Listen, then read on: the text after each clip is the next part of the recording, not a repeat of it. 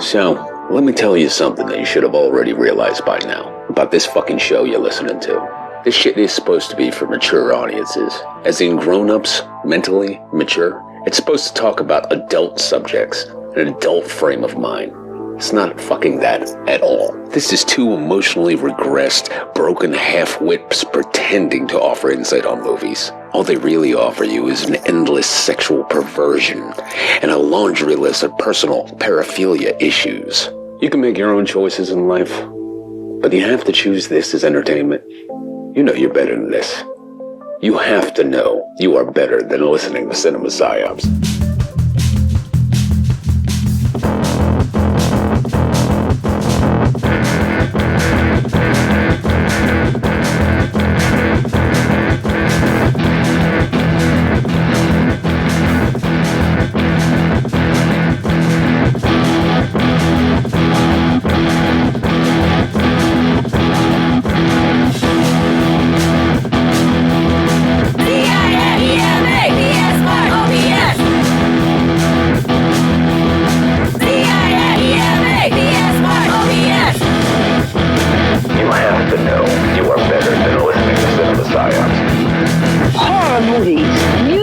Decapitation, torture. Does that sound entertaining? More blood than a blood bank. You may be sickened, but what about your kids? They seem to love every moment. If you find this disturbing, just wait, because there is a whole other dimension. Do you know what your children are watching? Well, parents and psychologists are very concerned. Fair warning, though, there is some graphic violence in this, but we say that for you, not your kids. They've probably already seen it.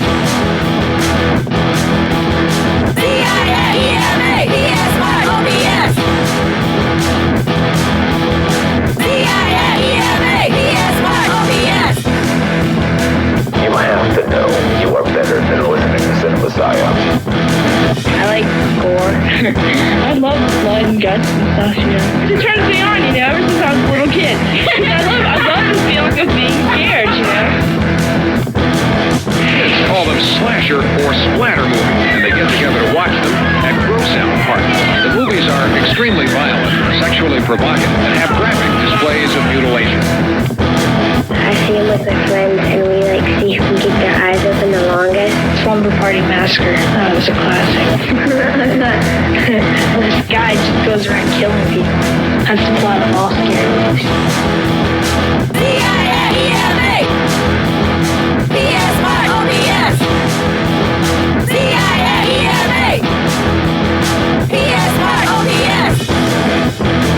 You have to know you are better than listening to Cinema Psyops. Kids get the movies from the horror section. Most of the violent movies are rated R and aren't supposed to be seen unless you're 17 years old. Others are made directly on videotape and bypass the rating system altogether.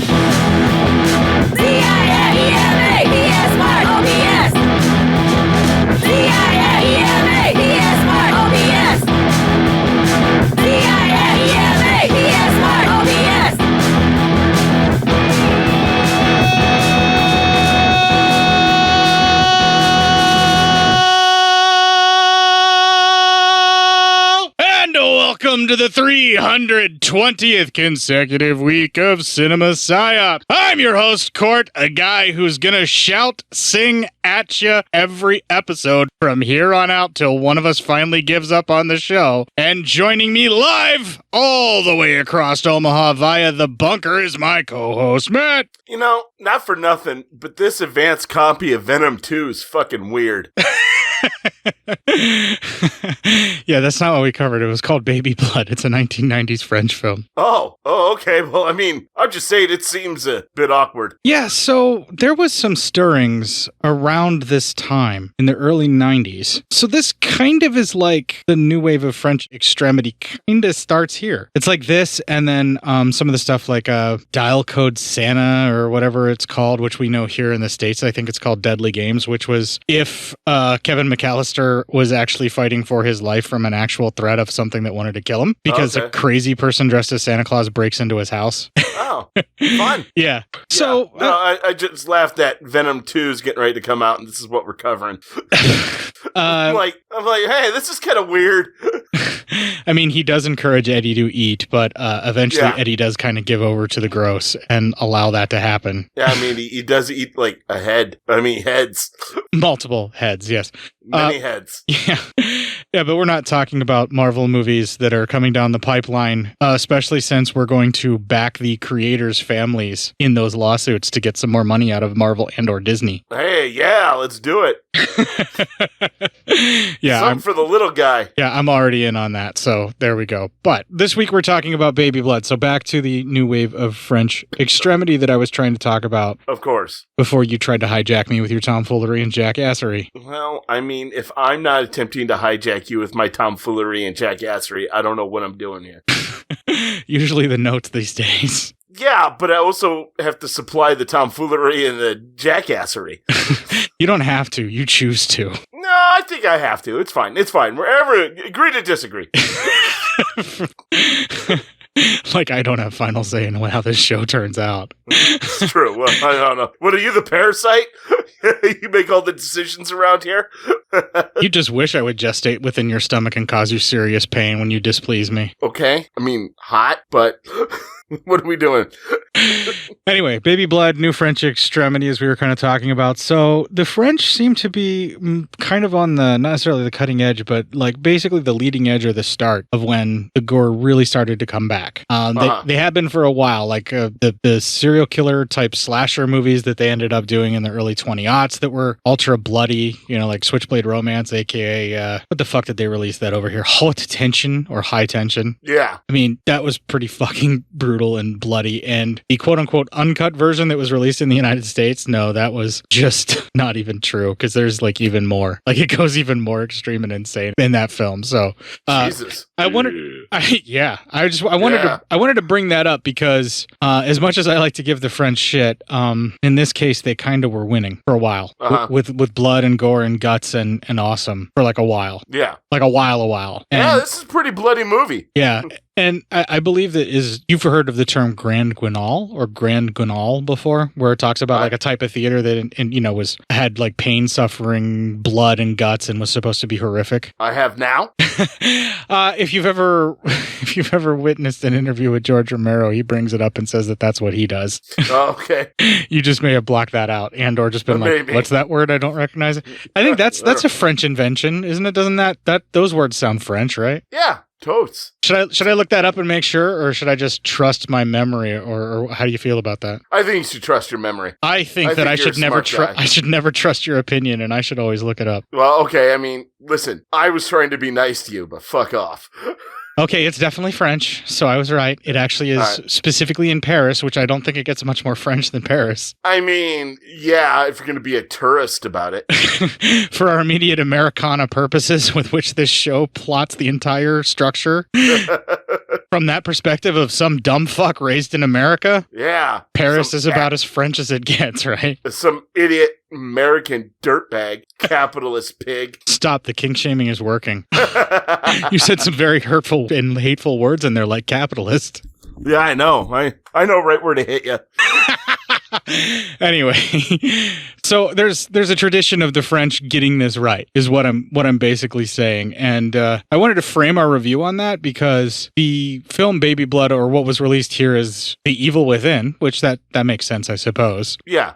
It really kind of does a callback to a lot of stuff in that way, where I think it's referencing quite a few things, both in the gore genre, but also in the tradition of the gore that the French have I don't want to say established, but they definitely pioneered, and I have to fucking admit it, and I don't want to because the post 9/11 American in me wants them freedom fries and freedom toast. Yeah, damn French. What do they know? Enough of the bullshit xenophobia. It's starting to make me fucking uncomfortable, and we're getting too much. I know, really? I'm starting to get gross here. Yeah, that's a pretty good feeling, I think, to get started to actually cover the gore fest that is Baby Blood, so here's that motherfucking break. This'll keep it quiet. Oh, hi there. I didn't see you. You call me cutting a new show. I'm Bo Ransdell, and I'm one of the many creators you can find on Legion Podcasts. I said quiet! My fellow podcasters and I work hard to bring you the best in horror podcasting, but that comes at a cost. Wouldst thou like to live deliciously? Not that, but also yes. No, what I'm getting at is that there are server costs, costs for good microphones and software for editing, all the things that make our shows, fun to listen to. And you can help. If you're enjoying the shows on legionpodcasts.com or in the Legion Network available on iTunes and Stitcher, just about anywhere you can download a podcast, really, you can help us out and get a little something for your trouble at patreon.com/Legion Podcasts. For just $2 a month, you get a pair of movie commentaries exclusive to Patreon, and for $5, you can also join us for a monthly screening of a movie. All of that available on patreon.com/Legion Podcasts. We appreciate it, and thank you for listening. Now, back to the cutting room.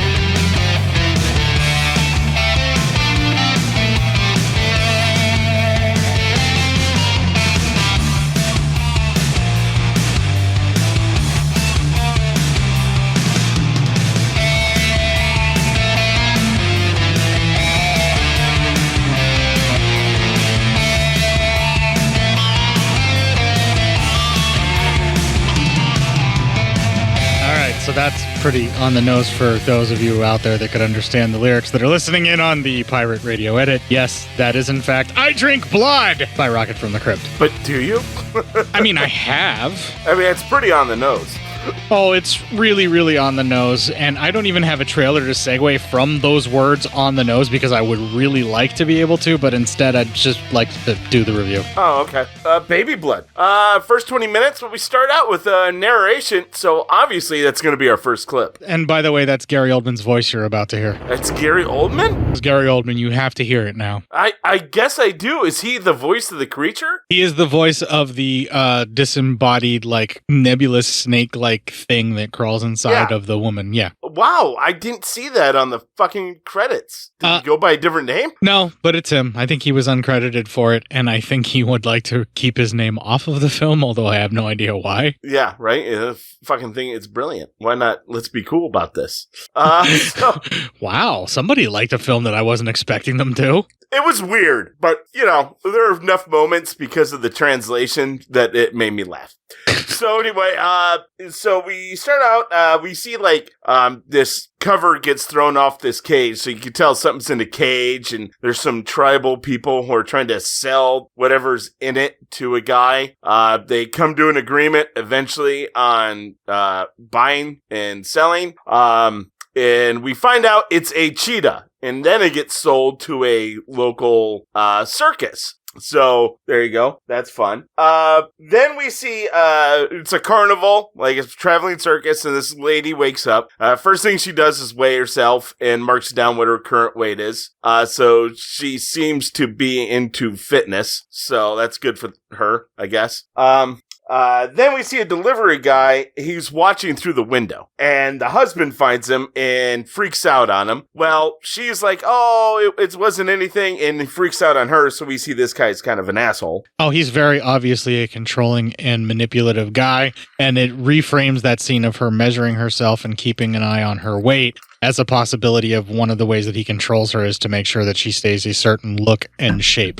Yes. Yeah, I agree. So, then he delivers this leopard. I'm sorry, not a cheetah. It was a leopard. And the leopard's all freaking out and having problems. Well, that night, the cat guy, he's training, all the cats. The wife's late and her husband, who must run the circus, roughs her up a little bit. So he's really an asshole. They call that an abuser, Matt. Yes. Yes, an abuser. also an asshole. He's all these bad things and more. I mean, not all assholes are abusers, but all abusers are assholes. That is right. And let's see here. All right. So the trainer, he's like, something's wrong with all the tigers tonight. All the cats are acting up. Well, the delivery guy who was spying earlier, well, now he's watching all these performances. Well, the husband doesn't really care, sends his wife in to get to work with the cats anyway. Tiger freaks out and she has to run away, and she runs out of the tent while the trainer tries to get him under control. The delivery guy follows her, and then she attempts just to bone him right there. She starts making out with him, and he freaks out and runs away. She seems to get like super aggressive really fast, and I don't think he was prepared to be able to handle a woman becoming the aggressor in such a way, and I think that freaked him out, but it didn't seem like it wasn't consensual for him until he realized how aggressive she was being, and then he got weirded out and ran. Yeah, exactly. Okay, so that's how you saw it too? Yeah. Okay.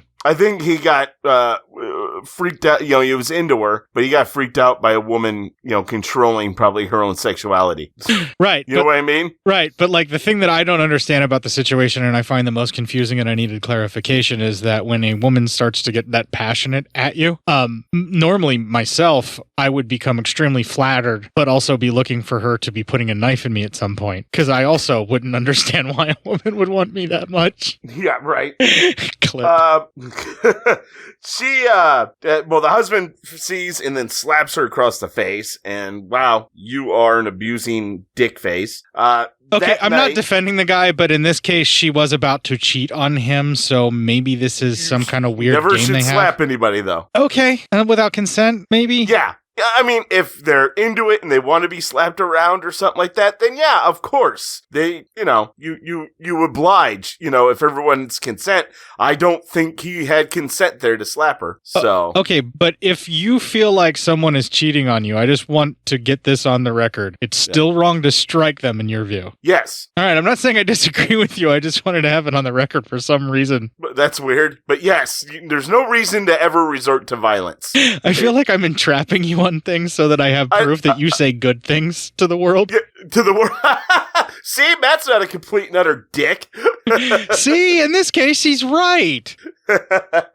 Well, later on that night, they find the leopard has been ripped open.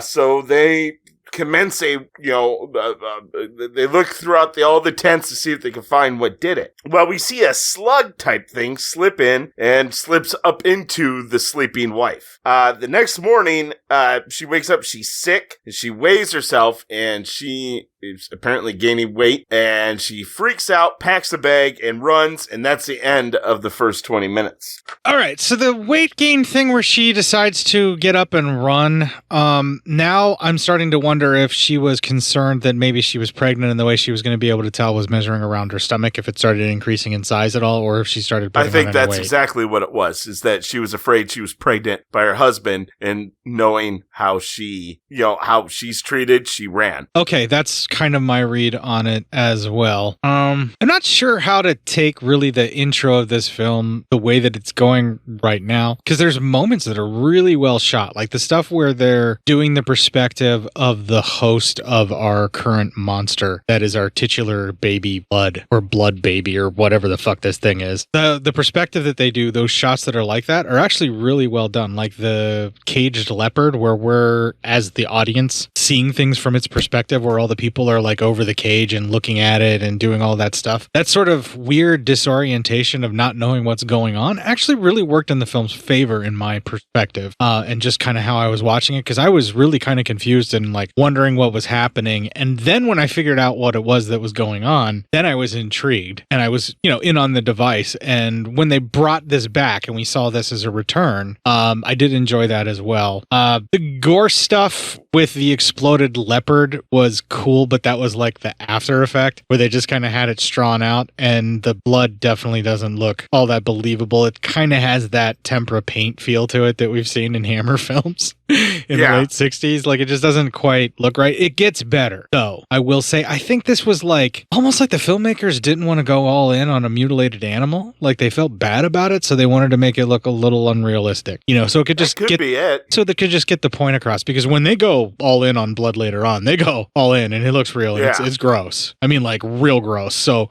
it's kind of a weird decision to do that at the start of the film. So I just kind of wonder if it was necessity, or if that's just how it turned out and they just shot it, or if that was an actual choice because they didn't want to show a suffering animal, you know, even emulating it without making it more obviously fake, or why, you know. I'm just curious about that.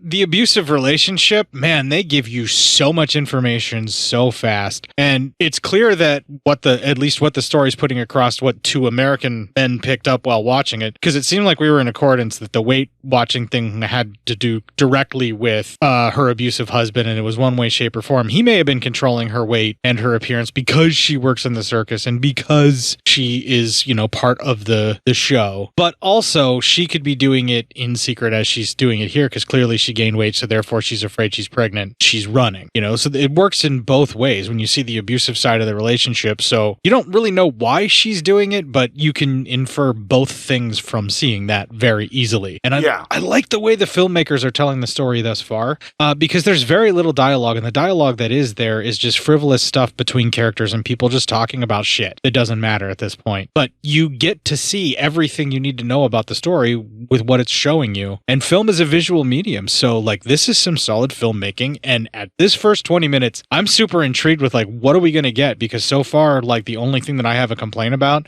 is a ripped up animal effect that even I didn't want to look at too long because I felt bad about the animal. Right? It's like, hey, what are we doing around here?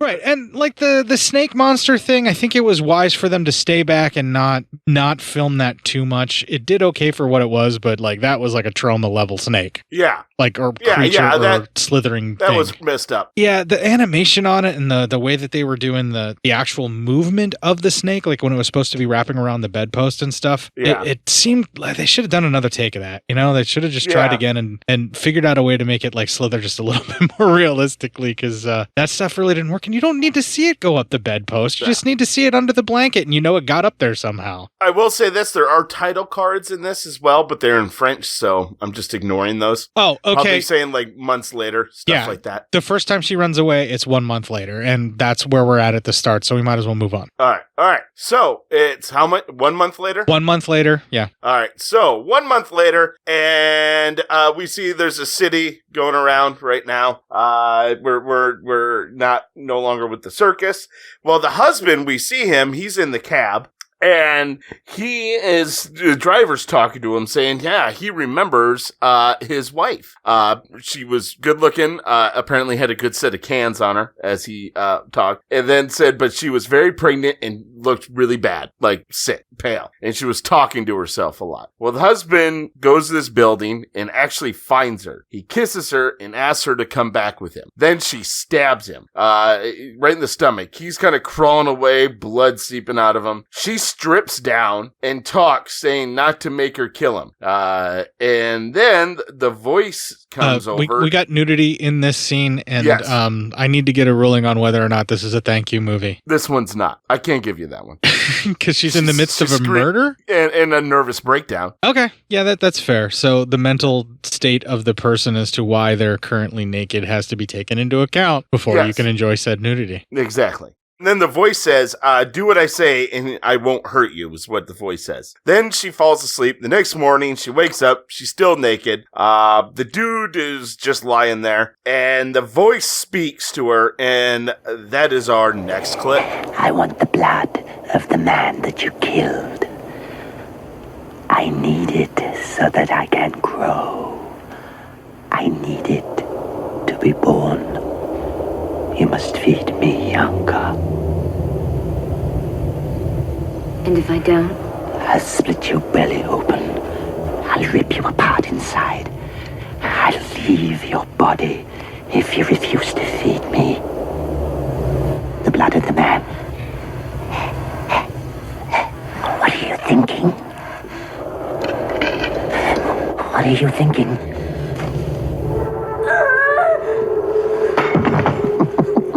You see, I can hurt you. I can cause you agony. Go and slit his throat. Go on. Slit his throat. Take the knife. Take the knife. Take it. Go over to him. Go on. Plunge it into his throat with all your strength. Cut his arteries, cut his veins, and rip out his eyes. Wow. Hardcore. Yeah, that voice within is really going for it. Yeah. Well, we see the husband is actually alive, but she freaks out and just begins the stabbing, killing him.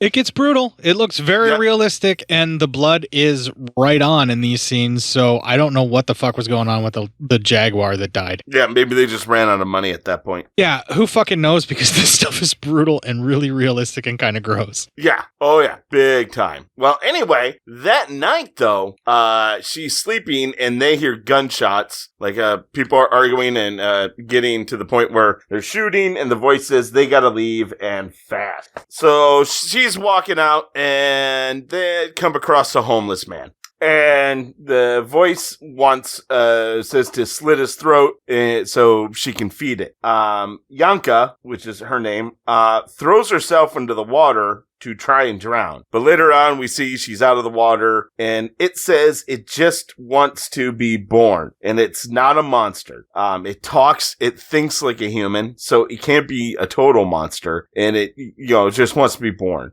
Well, she gets up and starts walking. It asks where they're going, and she says, "Don't ask me." Then she gets picked up by a trucker. The truck ride, here's where I got a little bit of French, but the gist of it, I'm getting, he wants some convo, probably is trying to hit on her, but she's not really responding. He talks, she doesn't. Okay. So... okay, well, hold on, because that is not what was happening at all. Oh, okay.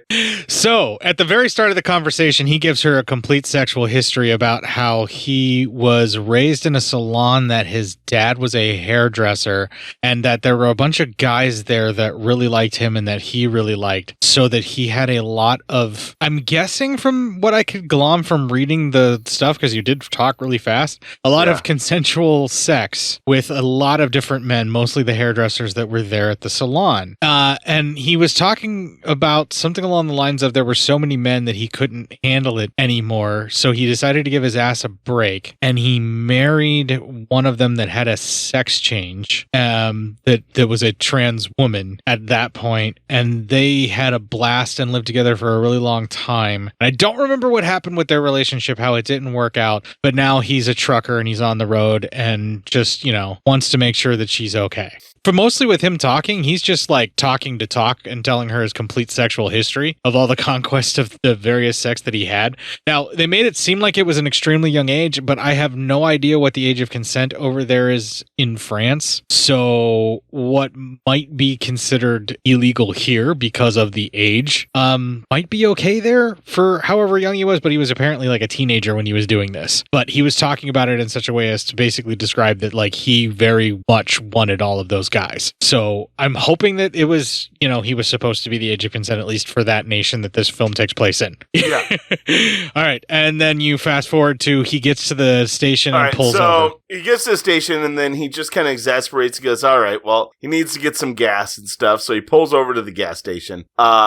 And meets up with a buddy, and this buddy's like, "Hey, man, there are a couple of girls right there." And he's like, "Ah." And so then he tells her to go ahead and get out, stretch your legs, get dressed. You can get some food in there. Everything's going to be all right. And she goes, "Okay." And so she leaves and goes inside, and then he grabs those two girls and gets them into the cab and tosses her luggage out and then leaves. The girls toss her luggage out and then leave. Yeah. So basically, he was getting some, I'm not having sex with this woman no matter how much of a ride I give her vibes. Yeah. His buddy had him hooked up with these two girls that were just looking to party and like have a good time with somebody. Mm-hmm. And so he ditches her for them, which is still an asshole move, absolutely. Yeah. But considerably less sleazy than what you would have thought had you not had the subtitles. Yeah. True. So while all this is happening, she comes running out and sees the truck leave. the voice actually tells her that this is how things are in a man's world. So almost trying to, like, you know, turn her against, you know, men to, like, you know, hey, come on, let's start luring some of these guys and killing them, huh? Come on. Oh, that is very much what he's doing. He's exploiting a weakness that she currently has from this anger. Yes. Yes. So, with all that said, we cut to a restaurant. And this guy's coming down the line, and he's getting food, and he's talking to the lady who's like the cash register, and apparently they're dating. But she kind of caught him out last night, maybe with another woman. He kind of talked his way out of it, but you can tell he's kind of a scumbag, and even needs her money for the food, because he's like, I'm light on money right now, and so she has to actually give him money from the till, so he can have lunch and then just have some spending cash. This guy's a fucking scumbag. Oh yeah, this guy's a real fucking winner.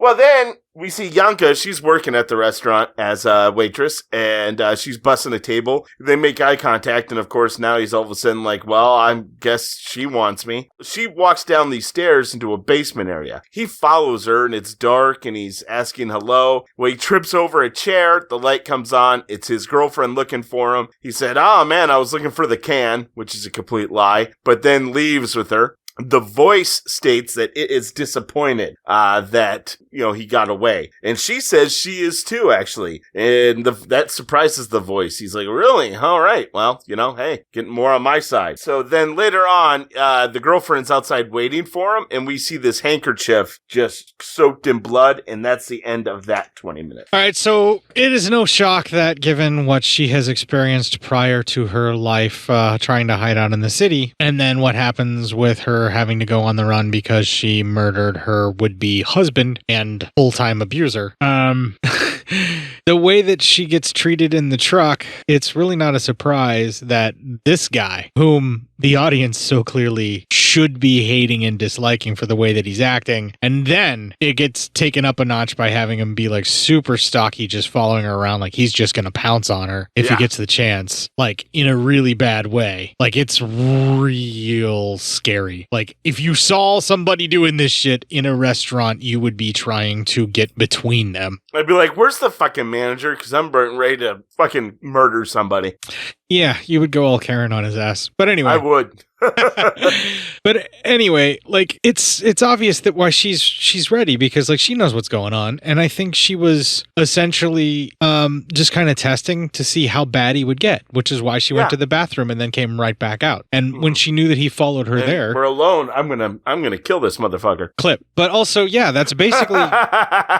But when we get to this point, no one in the audience is questioning whether or not this guy kind of deserves his ultimate horrific fate. Yeah, we're kind of okay with what's about to happen to him. Like as an audience, obviously you don't want the guy to die in real life. You would hope that he could be reformed and actually lead a productive life and treat women like human beings. But that's not in this character's fate, because he's obviously like one big scumbag, and he's a parable to teach you to not be like this guy lest you suffer his fate. Yeah, don't be an asshole. Just, you know, be a decent person, and things can go well for you. So we're at the 40-minute mark of about an 88-minute movie. So we're pretty much right at the halfway point when she accepts her fate ultimately here to do what Gary Oldman baby voice tells her. Kinda. Right, but she's like, it's going to cause her pain if she doesn't kill for it, so she might as well kill assholes, I think is where she's going. I think she's trying, but even then she has problems. Right, which we were about to see in the next 20 minutes. Yeah. So let's just go. All right. So, while Yanka's walking down the street, the entity tells her to go into that restaurant, find someone, take him to the bathroom, seduce him, and then kill him for, you know, blood. As you do. And she's just kind of like, okay. She goes in the restaurant, and hey, that dipshit boyfriend actually shows up. How about that? Oh, that's just fucking rich. So, they actually sit down, have a meal together, and that is our next clip. Do you believe in astrology? Are you Libra? I'm a Pisces. There are very few women who have beauty outside and beauty inside. Do you understand? Yes, I do. Negative and positive.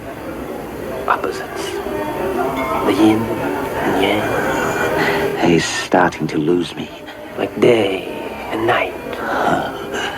Do we have to listen to this bullshit? This what? Pardon? Nothing. I know what you need. That's what you think. And I'd like to give it to you. A type of scent so rare that it's impossible to produce. Flowers, begonias, mangoes, all of it just for you. Ah, your hands so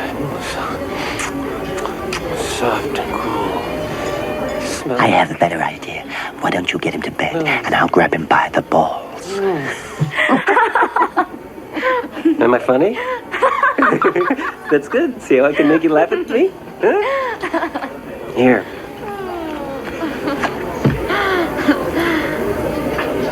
That's me. I was in the carnival.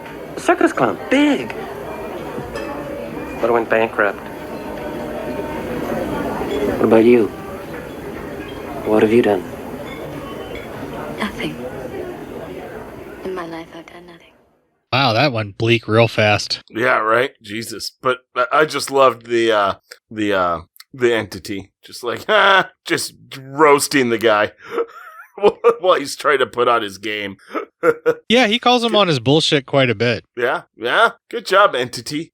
Way to look out for the food that you want to eat. Way to look out for the being that's sustaining you. Kind of, but like, you know, he's basically just trying to manipulate her even more, right? Like by talking like that, he's tricking her into trusting him because he's roasting the guy for her to, you know, just basically keep her wanting to kill the guy, right? Yeah. I mean, yeah, you're not wrong. It's not a good looking out moment, but it is fucking funny. Yeah, it is. It's funny. He's still looking out. Say what you want. He's looking out, but, you know, for ulterior motives. Right. Oh, okay. Can we just talk about how kinky this fucking monster gets in certain scenes too? Yeah, man. He gets into it. He basically is encouraging her to have sex with the guy so that the creature can come out and rip off the dude's balls. Yes. And like feed on him blood-wise that way, right? Yeah, pretty much. Right. Okay. So that's kind of kinky, and the monster's going to get a little worse than this. Yeah, that the monster's gonna. It's not gonna be good. It's certainly going to be an entertaining film, and yeah, this scene was definitely funny, and we needed some comedic relief. And then the fucking main character just brings it all right back down and makes it super dour right there at the end. Oh yeah, big time. Makes it way fucking cold. So, so later on, this is another part for me that was all in French when they go up to the door and they're making out a little bit, and she sends him away. But this is where, you know, while it seems like she wants to help kill, she kind of sends this guy away, much to the entity's displeasure. But that's just going from tone. Was all in French for me. Yeah, that's pretty much what happens. Yeah. Okay. And then the entity's talking about how he's hungry, like the conversations between her and the Gary Oldman would be. And for those of you that are listening to the English dub, whenever you watch the movie instead of the traditional French language, in these sequences you get to hear what the actual creature sounded like from the filmmakers, which is a lot more childlike than the Gary Oldman voice, and a little bit more innocent and less demonic, you know, more manipulative is like the tone, I think, in that voice. But also like what it's still saying the same things that it's saying. It's just that the way the lines are being delivered are more childlike, I think, with the original French dub. I got you. Gary Oldman's is a lot more sinister and forceful and demanding and very male. Yeah. So we got to be manly in this country. I guess. I don't know. But anyway, that's basically the difference is she sends the guy away and then the voice just says the same shit. I'm hungry. You know, you were ready. What's the problem? That kind of thing. Yeah. To the best of my knowledge that I can remember. But like you said, it doesn't greatly impact the story for us not to get every little nuance of the dialogue in this because it's not necessarily a repetition, but as we can see, the lady still hasn't fully given over to her murderous rage, even though this guy's a scumbag. Yeah, exactly. So, then see here. And then the girlfriends in the restaurant, this guy's girlfriend, the cashier, that was all in French too. And I don't know what's going on there. Oh, okay. I remember now. Oh, so she's on the phone. She's trying to find her boyfriend. She wants to know where he is. I guess I kind of figured that's probably what that was. Yeah. And then she's got all those people stuck up in line, and then like she hangs up, and then basically she's going to start stalking her boyfriend because she knows what's going on. And then she notices our main character off the side of her eye going into the kitchen, and she kind of figures something out. Yeah. All right. I got you. Yeah, that's what was going on. Now I remember. But like, it doesn't really drive the plot that much forward about our main character. It's just showing you that, more shit is on the horizon to make her life more difficult. Of course. So, that night, Yanka is in an alley, and this is where the entity moves, and it brings her pleasure. And then they see some dude and asks her to follow him and kill him. And she says, you have to say please. So the entity does. Well, she follows, and he kind of sees that he follows her, and they're kind of just together. And he goes, why are you following me? She goes, I wanted to. She goes, you follow Ben? She goes, I guess I follow you. And then they start making out, and she stabs him right in the shoulder area. And then people start coming out of an elevator, so she moves him. So she's covering him, and she's actually kissing him, and blood is flowing from his mouth into hers as these people walk by. Then she turns around and runs away, and that guy dies. A pretty horrific way of dying. That did not seem cool, man. Couple things I want to talk about, first of all. Sure thing. The knife that she stabs him with looked like a stiletto of some sort. I couldn't tell if it was a manual open or an automatic knife, as they call it, which is like push button switchblade style, but it looked very stiletto-like. It's extremely interesting, and if anybody has anything about that knife, where it comes from, or how I can get one, let me know. Jesus Christ. No. Don't do that for him. I need switchblade. He has enough. I have several. I will never have enough. You sound like Ted Nugent when he talks about guns. Yeah, but it's switchblade, so it's better. It's better, fucking. Secondly, the kissing with the blood flowing out of his mouth into hers and how passionate and erotic it was, makes me think that maybe the beast was moving inside of her, causing her pleasure while she was feeding for him, so that she associates feeding for him with that orgasmic pleasure. That's exactly what it is. Okay, so it was very erotic and very sexual, and made you kind of question your own morality on whether or not you were getting turned on by what you were seeing on screen. Yeah, I really wish a show could go by where I don't start questioning my morality. You picked the wrong person to podcast with.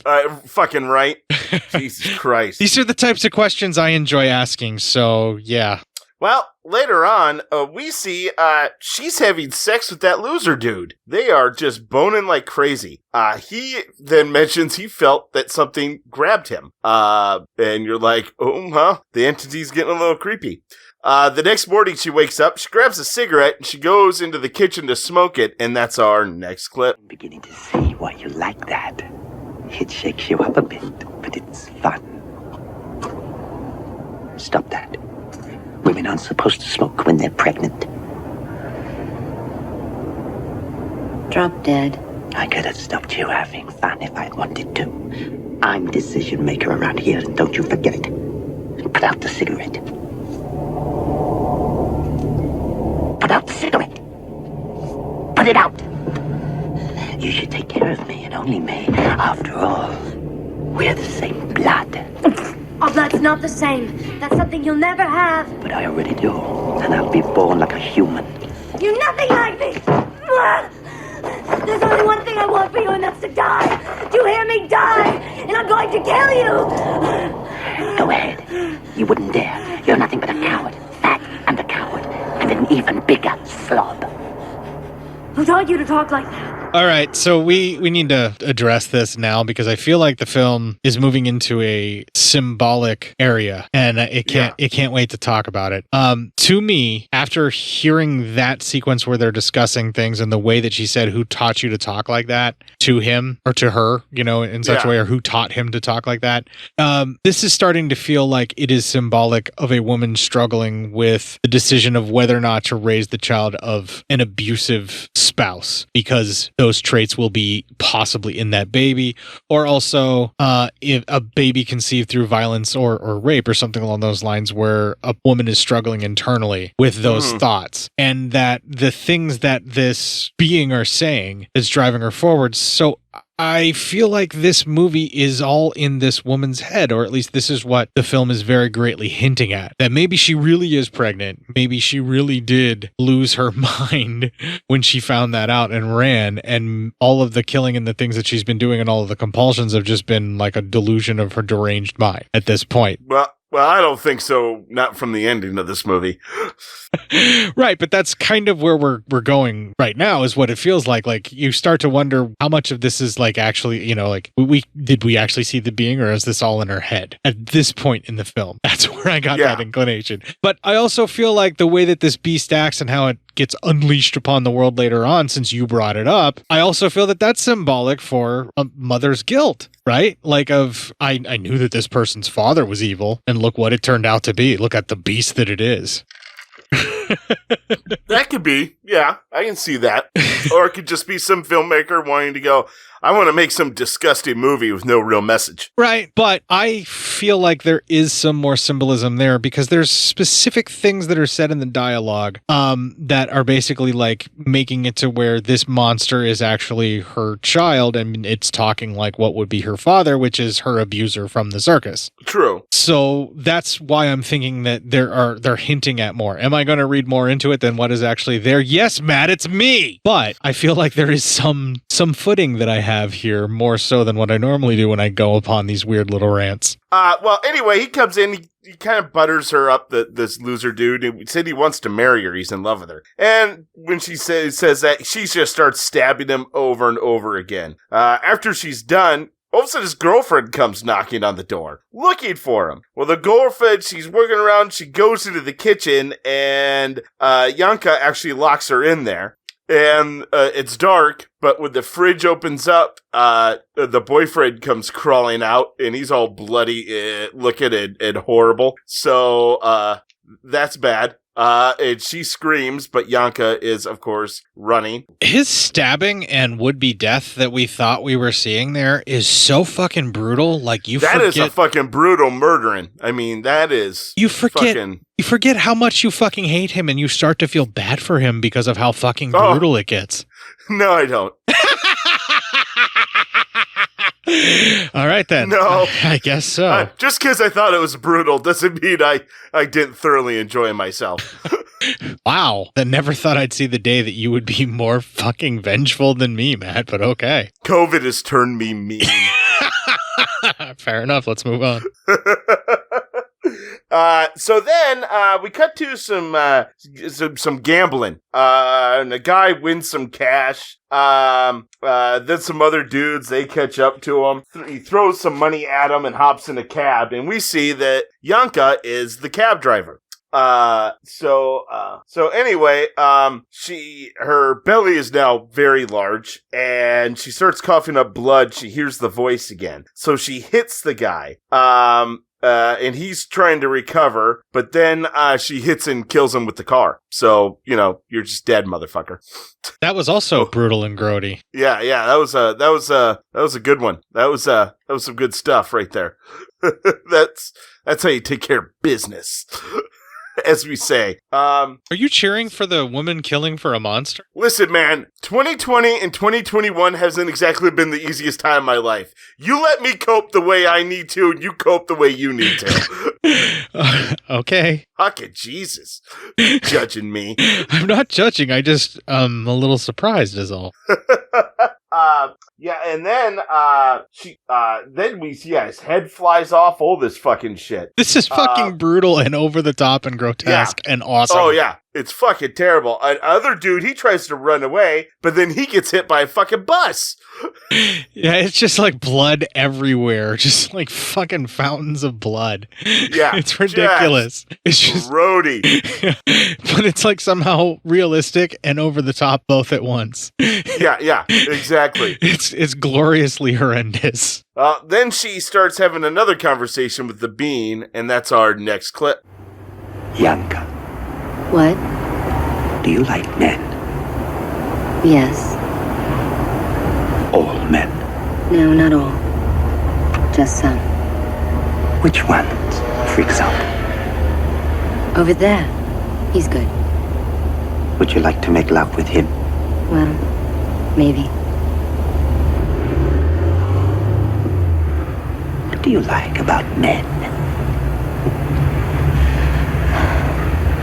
Sad eyes. I like it when a man looks unhappy. Unhappy? Yeah. I just thought of something. Is a man intelligent because he knows he's unhappy? After all, an animal doesn't know it's unhappy. So is unhappiness a sign of intelligence? Push your seat back. Push back your seat. It's uncomfortable. You get on my nerves. You realize I could be born deformed. No. You hate me, don't you? If you want to be born, we drive this way. When are you coming out? Soon, if all goes well. Yanka, you know, there are times when I'm unhappy too. Yeah, so? Never mind. Yanka. What? Do you feel just a little bit of affection for me? That night, she dreams that she's giving birth by these train tracks, and all of a sudden, arms just pop out of her stomach. But she wakes up, and, you know, yeah, of course, it was just all a dream, but that has to be unsettling, and that ends that 20 minutes, getting ready to let us head into the final 30. Jesus, what the fuck was up with those fucking arms just popping out of her fucking stomach like that? That was grotesque. That was really gross. We need to address really that. Fucked up. We need to address that. That was fucking Cronenbergian levels of attempting to gross us out. The effects weren't quite as good as what we get in like The Thing or Cronenbergian style stuff, but the implication was enough, and the amount of fucking glue that they keep pushing out of her body when those arms are moving around is just fucking disgusting. It was gloriously horrendous. Yes, it was. It was just gross. It's at this point in the film, I abandon all hope of trying to glom any other rational reasoning or symbolism from anything, and just realize that I'm being taken on a ride of gross and disgusting, and I just might as well enjoy it. By the way, if you're eating lunch, maybe not. Baby Blood may not be the film for you to eat lunch while. Yeah. If you're like, oh my God, Matt, I just got a rack of ribs. You know what? Maybe put them away for a little bit, or wait to watch the movie. Yeah, dinner theater. This ain't, kids. Yeah. This ain't necessarily when you want to have a midnight snack. But if you do, because there are different people, just know that I silently judge you for that. I, on the other hand, will not, so long as whatever you're doing is consensual and you're all adults. Well, you're a better man than I'm not afraid to say that. This is a very regal and professional episode. It's bizarre. We are, I know, right? It took Blood Baby for us to put it together. You flipped it. Baby Blood. I'm sorry. It takes Baby Blood for us to put it together here. Clip.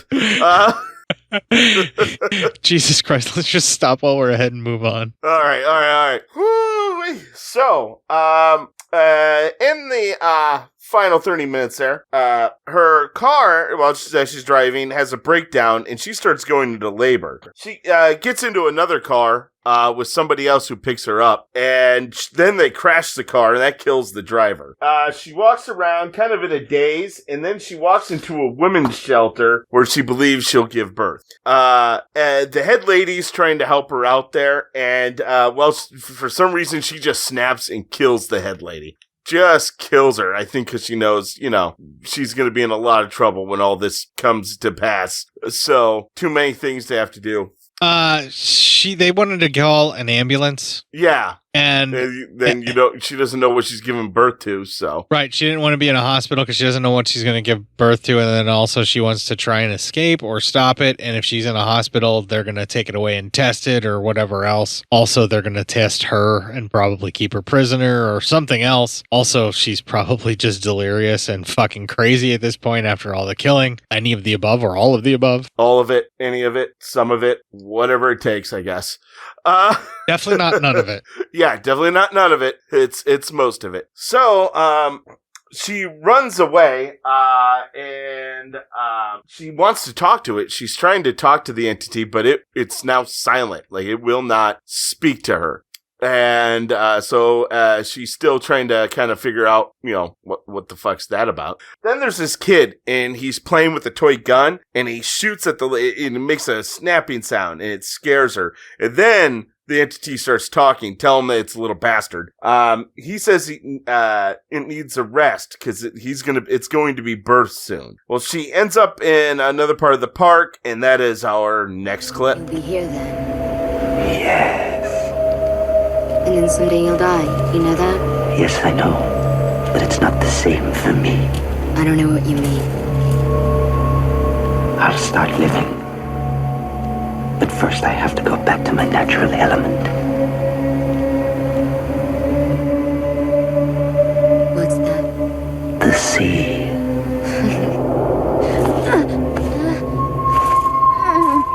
Oh. Does that hurt? It's not bad yet. You'll be able to get back. I'll find a way. I'm sorry I quit the circus. He beat you. He screwed you. You missed that. Yeah. You talk to your baby too? Yanka, let's make an arrangement. You don't have to take me to the sea, but in exchange, you must find me blood. I need strength. I'm too weak right now. Can you do without blood for just one moment? But what will happen to me if you can't even feed me? It means that you'll die. You'll dry up in the gutter. You'll rot. You'll be gone. How can you talk to me that way? I don't want to leave you. I never want to leave you. I want to stay with you forever. You can't. Please. Help me one last time. I feel too run down. I can't move hardly. Look. What they see over there is a blood bank, a mobile blood bank. One guy is he's getting his blood taken in there. It's a really funny scene, actually, because when she looks over, these two guys are trying to get this lady to give blood, and she's like, no, and then she starts hitting them with her purse. I mean, like, guys, she said no. Leave her be. You're getting a little too rowdy for the blood bank right now. Yeah, that was a weird scene and kind of comical, and I just thought the humor was a little too broad for me. Oh, well then, fine. I thought it was nice. Yeah, that tracks. Anyway, so she hijacks the blood bank and just starts drinking blood out of there and drives away. As she's driving the blood bank, we actually go for our final clip. What do you mean the sea was your natural element? I'm going to evolve from it. Then I'll leave the water to crawl onto the earth. I'll get bigger. I'll improve. Then what? Then I'll end up by taking man's place. When? In about 5 billion years.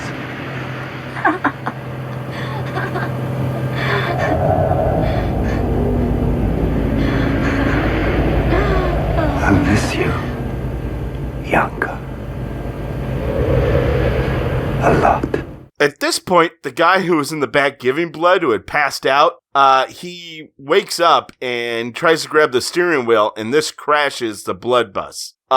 He is instantly dead. He's got scores all through him. He got really fucked up. Maybe don't grab the wheel while someone's driving. I'm just saying, He panic attack, man. Don't judge him. All right. So anyway, Yanka's taken into an ambulance, and they are working on her, but she is crashing. And then the paramedic is like, well, you know what? Unfortunately, it's over. We just can't save her. And they it's like, don't be in a hurry. She's gone. The being starts talking to her, and we see kind of like the insides of her body. He goes, it's cold. Are you dying? And he goes, you have to live. And we see her heart start beating again. These effects looked a little primitive. Yeah. Weren't that great, but like the gumption to do it and like just to show us her heart and then how it starts beating again. I'm like, all right, I'll go with you on this. Why not? Well, then She wakes up and she grabs an oxygen mask, puts it over the paramedic's face, and blows him up. Okay, I'll suspend some belief there. At this point, after everything else I've seen, I'm just gonna go with you on this movie because, like, I'm ready for you to be done. Just go ahead. Yeah.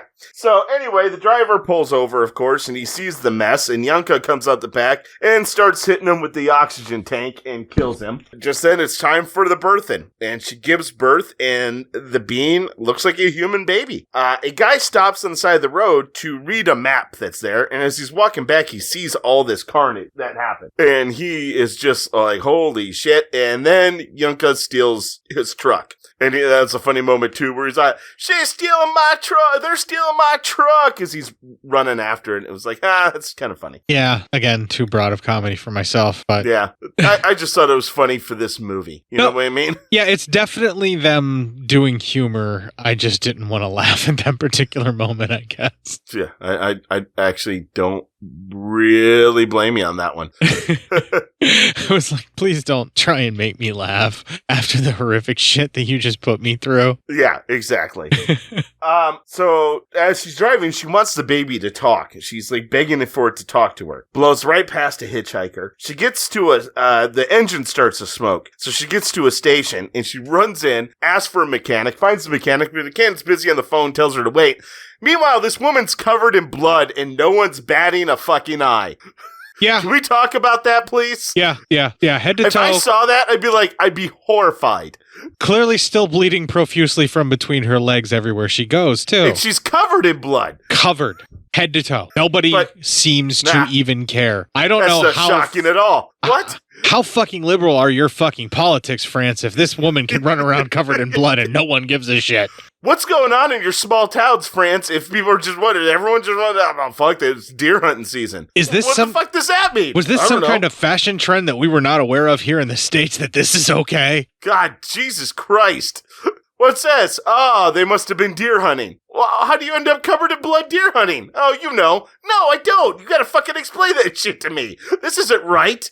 Yeah, I think that's kind of a universal cultural thing that covered in blood equal bad. Yeah, I would think.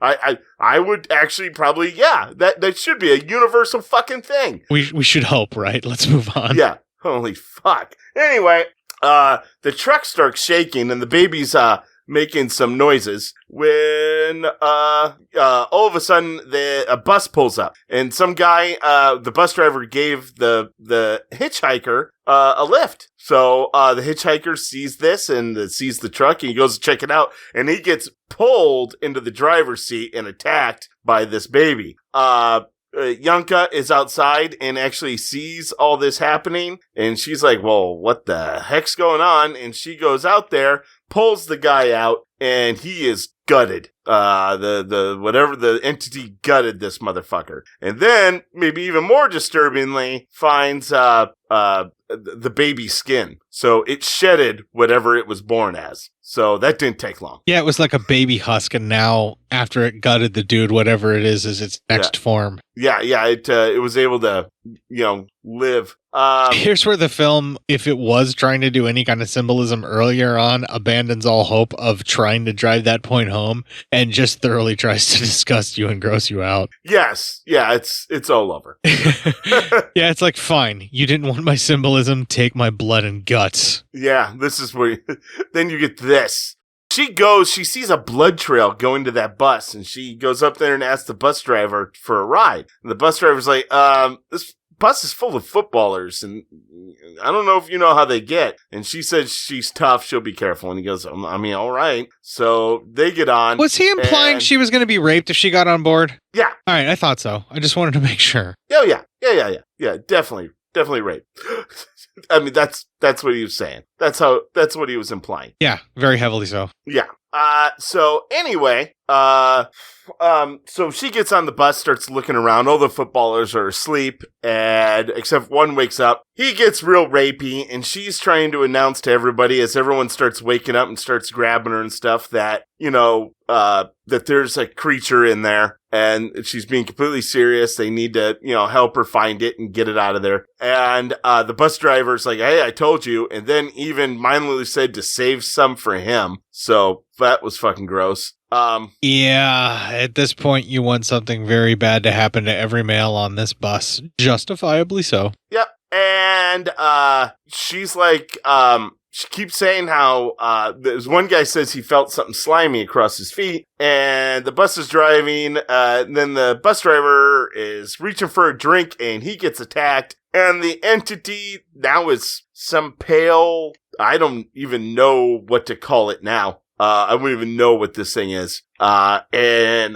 like shape or anything. A nebulous, like tentacled monster-like creature that belongs in the ocean. Yeah, almost jellyfish-like, but like even longer tendrils coming off of it than even just like a jellyfish. Yeah. Yeah, it's weird, almost flatwormish in nature. Like it's just looking at it, it just seems wrong, and you don't want to look at it too long. That's basically how it was sculpted. Yeah, it attacks his head and starts just crunching into it. All the guys get freaked out. They get to the back of the bus. She takes the wheel actually to try to, fucking drive the car. And he's getting his mouth split open and shit like that. Yeah, this is grotesque and horrific. It is. It's fucking horrific. And then the being's eyes actually open and she looks, stands up. The bus is going faster and faster. And then it crashes and explodes. And then the last thing we see is a blood trail leading to the sea. Roll credits.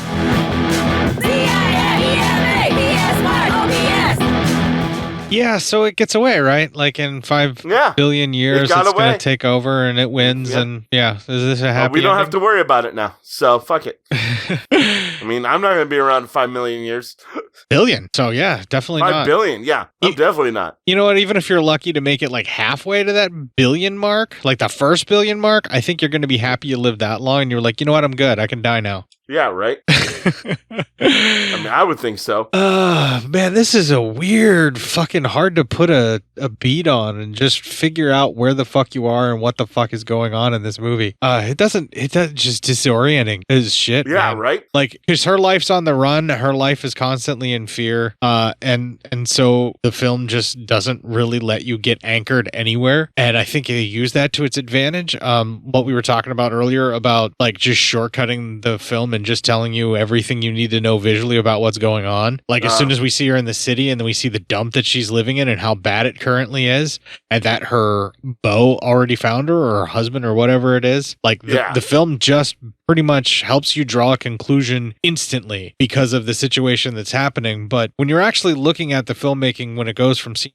scene to scene, what you basically have is activation of crisis mode to activation of crisis mode in Yanka's life. The entire time we're watching this, it's like a never-ending series of fucking tragedy and suffering and like shit she's got to deal with and get out of the way and make like somehow come to terms with. Like from the moment we are introduced to her to the moment that she leaves screen, she is fucking put upon and tormented and told what to do by a male voice at all times. You can't tell me there's not some kind of symbolism there. There's some symbolism in there. Yeah, definitely. I mean, yeah, it's framed around some seriously insane gore. It's over the top and all that shit, but I still think the film's trying to kind of drive a point home here, and I'm getting it, and I'm feeling pretty bad about myself after watching it. Yeah, nothing's going right for me right now. Right, but having I don't feel real stupendous about my place in the world as a man. Right, but I'm not questioning myself, and I'm not questioning myself, and I know me. I know the things that I've done. I pretty much remember everything. And there's very little in my life that I can't account for when I wasn't under surgery, when I was unconscious. And I know that like I wouldn't do 1/10 of the horrible shit that the guys that are in this film that get killed for the shit that they do would do. Yeah, I never have even ever thought of doing shit like that. Yeah, but no. There's definitely a drawing attention to the plight of women in this film. Really very topical for the current times right now. Absolutely. There's a lot of things about the decision making that she has to go through and the torment of carrying this child and what it represents that's really baked into what we're already seeing on top of the very visceral, very visible horror of what's happening. So it's a really well-made film, and if you want it, it's there for layers for you to look at stuff and just kind of examine and think about. But I can honestly honestly say that the minute I'm watching Baby Blood to the very end, I don't really think that deeply about any of that shit. I was thinking about it later. I was just trying to take it all in because when you first watch this film, it will overtake you. Yeah, it will. It's a lot. Yeah, it's like a lot. This film is fucking extra. All right. Yeah, it comes at you out of that corner swinging, and that's when you just realize that this film is Mike Tyson and you are punched out. Yeah, exactly. Holy shit. Right. You are just fucking, it is over. Yeah, it takes you down for the count. It's got a punch, man, and fucking hour and 28 minutes of just never letting up until the very, very end. And even then, you still fucking think about it later. Like, I was thinking about it a lot today, trying to wrap my head around what it was that I was seeing. And yeah, that's when I started thinking about the possible symbolism that's in it. And the more I think about that, the more I want to watch it again with that frame of mind and know that it'll make me feel even worse. Well, of course it will. I mean, what do you want it to do? Make you feel better? I don't know, but what I want us to do and what the audience probably wants us to do is the fucking Psyop news. So here's that fucking break.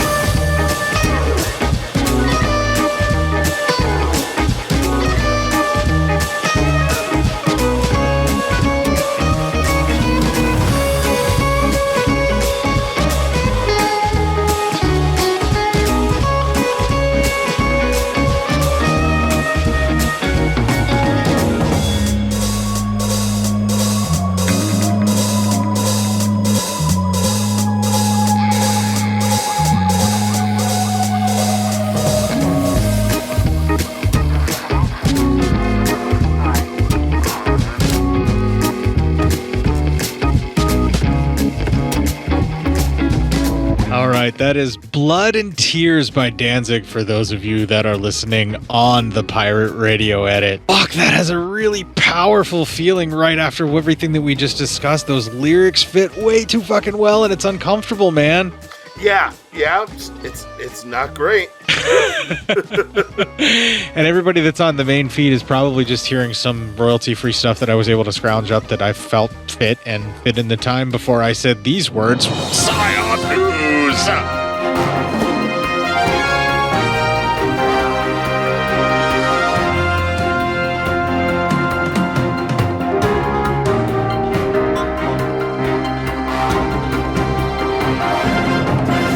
This story comes from...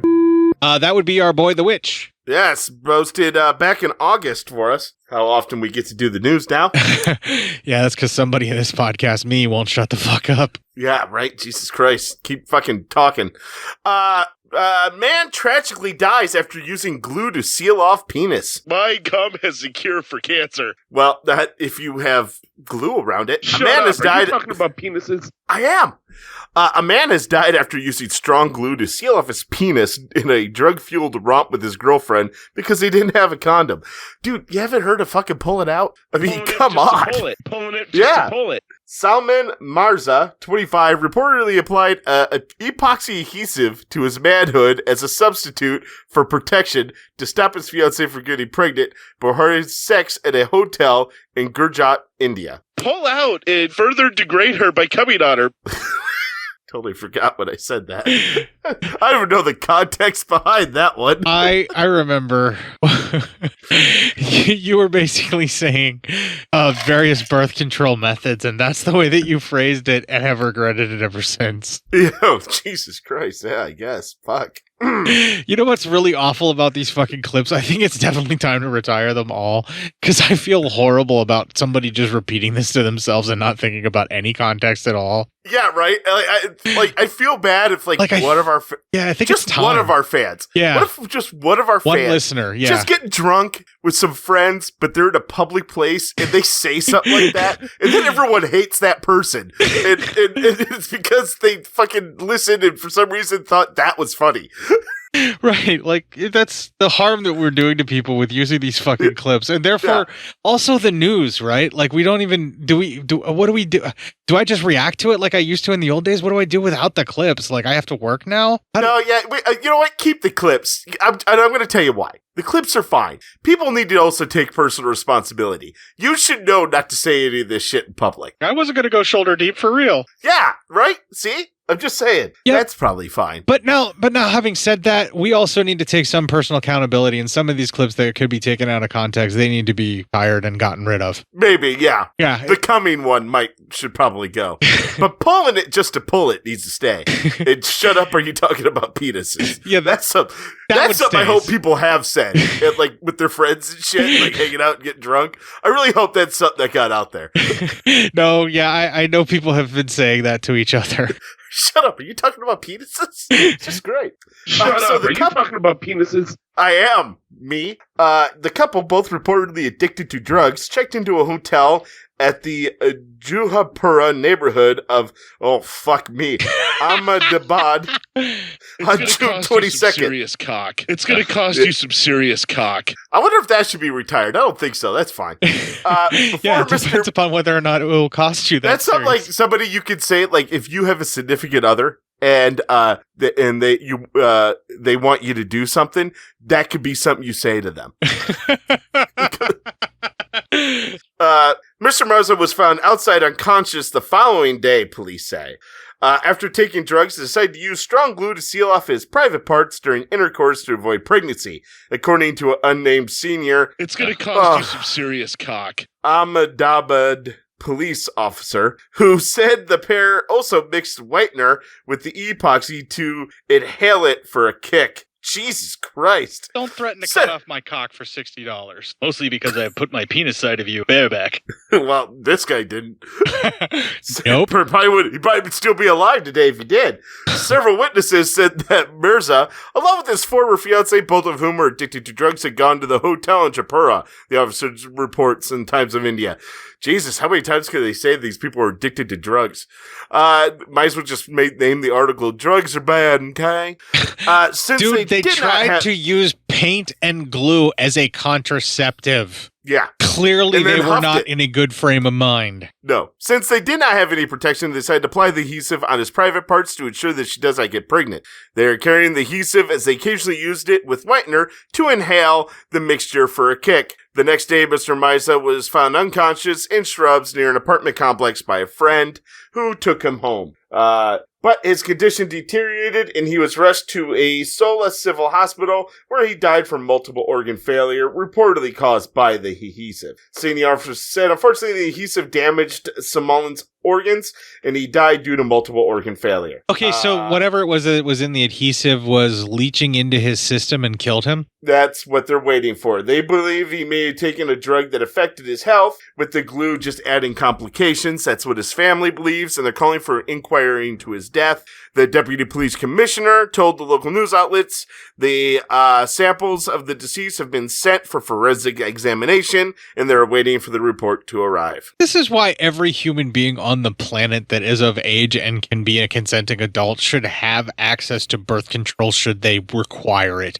Agreed. This is what happens. People fucking die because they're going to make do and try and figure something else out anyway. Well, I'm fucking MacGyver. Let me do this shit. Right. This is, Jesus Christ, this is a tragic story, man. I'm fucking MacGyver. I'll figure out this contraceptive shit. No problem. Clip. Yeah. Just I'm feeling awful all around, man.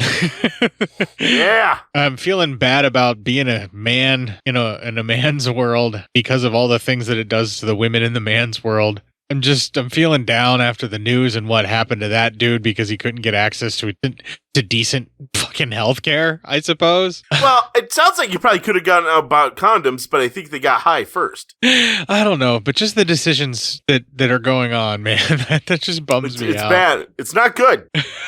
It's less than stellar. Oh, what a fucking time to be a human being. That's a great place to end this bullshit. Really is. Really is. Good job, everyone. If you enjoyed this show, then make sure you check out the other great shows on the Legion Podcast Network, like Cinema Psyop, Cinema Beef, Devour the Podcast, Duncan and Bo Come Correct, Exploding Heads Horror Movie Podcast, Friday the 13th, Get Slayed, The Hellming Power Hour, Hello, This is the Doom Show, Hero Hero Ghost Show, Kill the Cast, Underwater Kaiju from Outer Space, Jerry Hates Action, Legion After Dark, Mental Health, Obsessive Cinema, Discourse, Pick Six Movies, the podcast by The Cemetery, the podcast on Haunted Hill, the Psychosemantic Podcast, Rick Radio, House of Wax, Dude Looks Like the 80s, Rabbit and Red Radio, the Shadecast, Short Bus Cinema, Two Drink Minimum Commentaries, the VD Clinic, Who Will Survive Horror Podcast, and Witch vs. the Doomsday Clock. With such a widespread of shows, there is guaranteed to be a niche for you to fall in love with. Horror, politics, movies, books, sex, music, commentaries, health, video games, kaiju, action, news, comedy, and opinions that would most likely get you killed in some parts of the world. We are proud to bring you some of the best podcasting in the world. Check us out at www.legionpodcast.com, iTunes, Spotify, Stitcher, YouTube, and any other dark corner of the internet where podcasts can be found.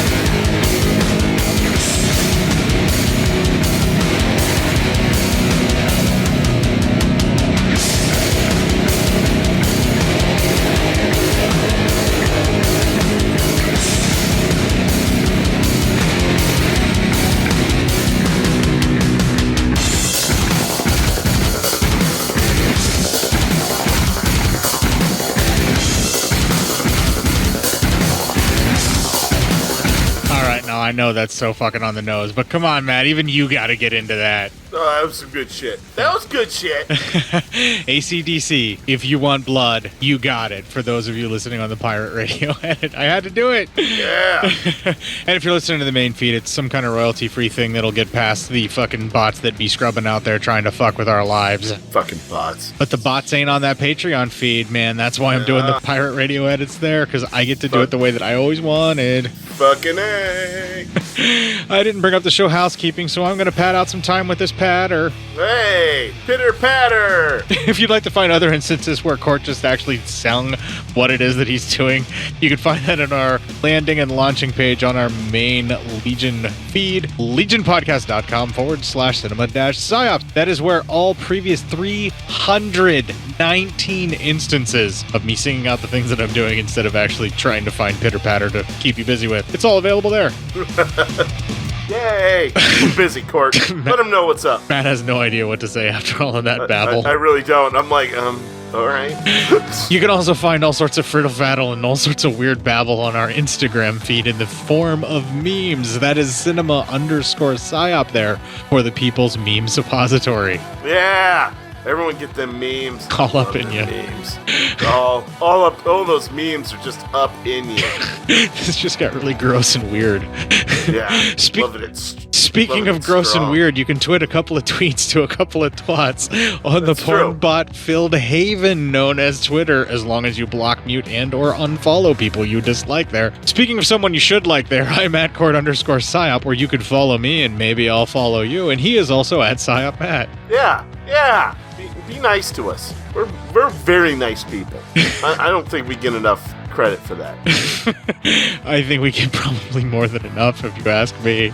You know, you could probably be nicer to us as well. Just saying. Well, if you feel like I should probably lighten up, the best place to reach us at is our Facebook group, Cinema Psyops, where I am also available on Facebook as Court Psyops. Matt, everybody knows, is not there. Barely on Twitter at all. Definitely never went to anywhere near Instagram. Probably doesn't even know the main landing and launching page for our website, which is legionpodcast.com/cinema-psyops. What the fuck is the internet? Will impersonate various characters in a Kevin Smith film for you on command. Yeah, okay, that's true. Maybe he'll do it if he ever gets back to you when you email him feedback to psyopmatt@gmail.com. I should just probably drop that off of the show and forward all emails to me from Matt. Yeah, that's true. I'm a real dick. I'm a real piece of shit. If you really want to get feedback to somebody via email, cinemapsyopscourt@gmail.com. And that closes out the show with us all feeling very much like Matt is feeling, but sometimes you just have to pick yourself up, dust yourself off, realize that no matter how bad it gets, you still have to kick the fuck out of this week and make it your bitch.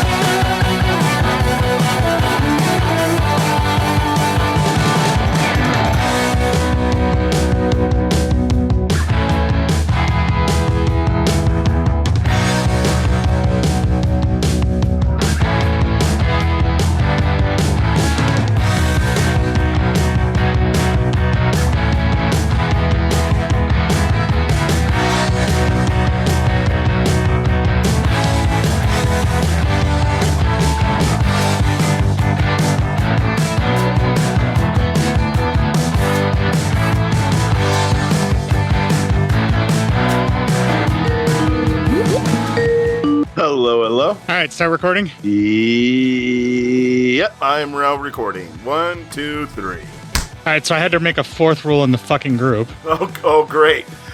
What? Yeah. No nudes? No. I mean, I thought that Facebook would take care of that for the most part. No, this one was pretty specific. There was like 3 or 4 different things that somebody posted that was basically making light of sexual abuse, molestation, or rape in some way, shape, or form. And I, even when I was writing the rule, was like, I can't fucking believe that I have to write this one. Yeah, that's a bad rule to have to write. Yeah. So I don't know.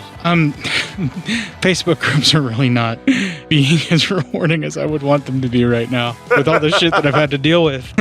I will turn this group around, so help me, Matt. I will turn it right around. We will go home. All right, I'm flustered. You did the 3, 2, 1 clap thing, right? Yeah. All right, fine. Can you hear this? Yeah. I sure can. Is it loud enough for you? Yeah. Oh, good, because it wasn't for me. Yeah. That's better. All right, let's get this fucking shit over with. And a nervous breakdown. Okay, yeah, that's fair. So the mental state of the person as to why they're currently naked has to be taken into account before you can enjoy said nudity. Exactly. Wow, God, being moral fucking blows. It really does, man. It's hard work. It's hard work being the bare minimum decent human being. I know, man. Like, God, it's no wonder nobody really does it, right? Yeah, I know, right? Fuck. Man, and hey, listen, as a couple of middle-aged white guys, we should only have to do the bare minimum, right? Wow, I feel even worse about this situation. Let's move on. Yeah, you really should, asshole. See what you made us do? I'm making you look inward. I'm uncomfortable with that. I've seen what's in there. It scares me. It's fucking gross. You've seen some of it in my brain. You've kind of seen some of it seep out. It's not good in there, man. Don't make me look in there. No, man, it's really not. I wouldn't suggest it to anybody. I'd stay clear of all that. You know what I mean? Put her there. We're alone. I'm gonna kill this motherfucker. Clip. But also, yeah, that's basically she's at the point now where she knows this fucking monster that's living inside of me, which pretty much is all babies, regardless of whether or not they have Gary Oldman's voice. This is very true. And I think all babies do. Have Gary Oldman's voice? All the unborn babies have Gary Oldman's voice. So somehow that's gonna become a meme. I know, and I think pregnant people purposely don't tell us that they speak to them because they know to freak us out. You're advancing weird conspiracy hypotheses here. I'm starting to lose it over here.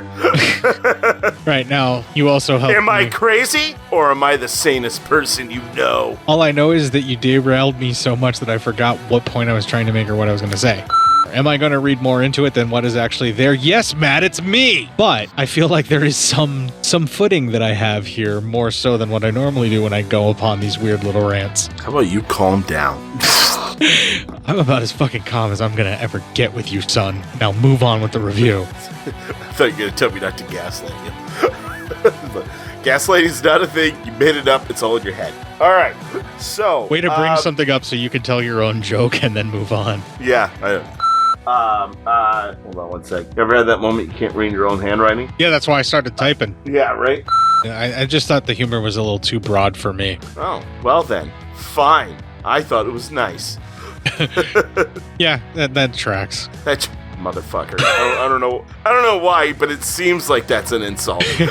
What, that I'm being condescending to you? Yes. No, it's just you have a more broader sense of humor than I do. That's all. You like different humor than me. That's it.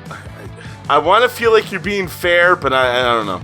Anyway. No, I understand your apprehension for me trying to be polite about this. I really, truly do. Like, it feels like I'm setting you up for something, but I'm not. You're setting me up for failure is what it feels like. That's fair. I understand. Like, of course you would like that, you dipshit simpleton. See? Your hostility is totally understood and undeserved. Maybe don't grab the wheel while someone's driving. I'm just saying, you know. He panic attack, man. Don't judge him. All right. Well, I kind of did already, and now I didn't realize he's probably having a panic attack. So now you judged me for judging him, and that feels hurtful. I'm just pointing out his flaw and what was happening, my man. That's all. That's all. Where's all this projection coming from? Now you're gaslighting. And don't say you're not. You definitely are. It is not my intention to gaslight you, Matt. I'm trying to help you. I'm sorry you feel that way. I'm sorry that you are feeling gaslit, Matt. That is not my intention. Goddamn, that must be like gaslighting times 5 right there. I'm sorry you feel gaslit. Fucking Jesus. Let's see, I'm finding a good story here. Get it. Recently posted. Done it. Waiting. Done it. Waiting. Done it. Waiting. Done it. Finding. Done it. Nothing. Waiting. Waiting. Did I ever do the waiting. The glue as a condom? No, but that sounds horrific. We gotta do that.